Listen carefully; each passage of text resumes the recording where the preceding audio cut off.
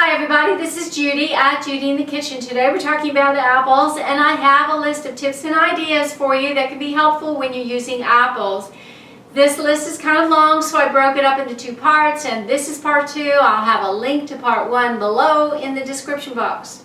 One 9-inch pie usually takes about 2 pounds of apples, and that's about 6 medium-sized apples.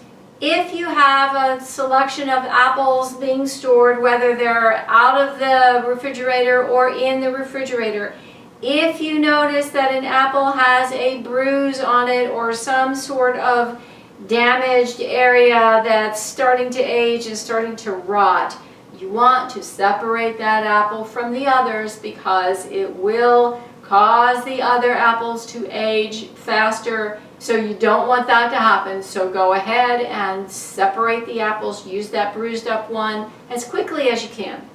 Why not add some grated apples to your favorite pancake batter? That'll add some sweetness, a little fruity flavor to it. You can even enhance it some more by adding a little bit of ground cinnamon to it.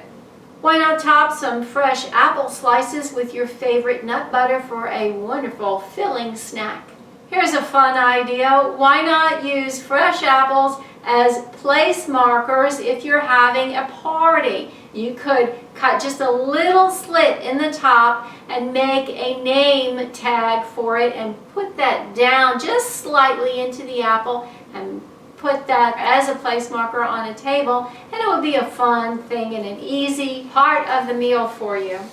Now, if you have a lot of apples that are starting to age and they're turning soft, why not just turn them into applesauce?